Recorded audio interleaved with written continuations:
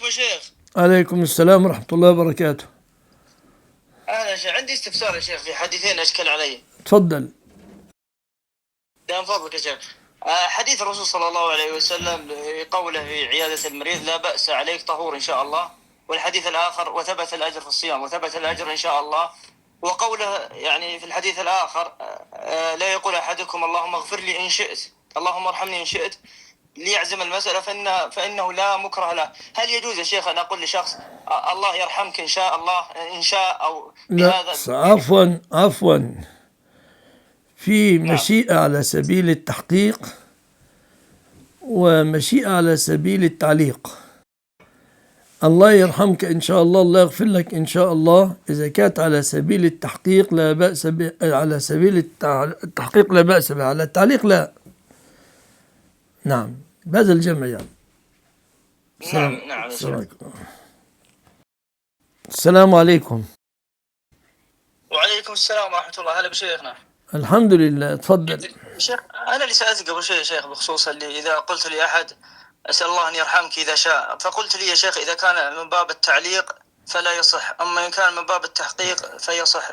بحثت في المسألة يا شيخ، طلع لي فيها تفرعات وتهت زيادة، طلع فيه تحقيق خلاص، إذا دعوت بس يصبر عليه، بس أحكي لك أنا اختصارا.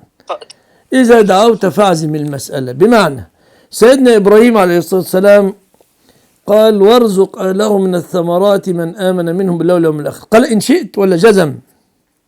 جزم. الرسول قال في شأن أنس بن مالك رضي الله عنه اللهم أكثر ماله وولده وبارك له فيما أعطيته، هل قال إن شئت أو جزم؟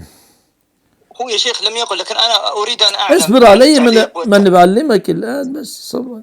فهمت ما قلت ولا لا؟ فهمت يا شيخ. فهمت.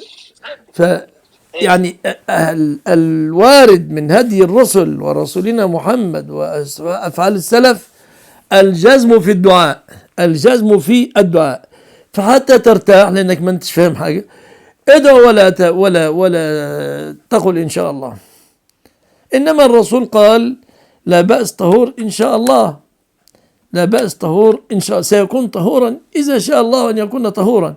فالرجل رفض هذا الكلام وقال طهور، بل حمى تفور على شيخ كبير تزيره القبور. قال النبي فنعم إذن، فكانت كذلك، مات. لا إله إلا الله. تحقيق في تحقيق وتعليق.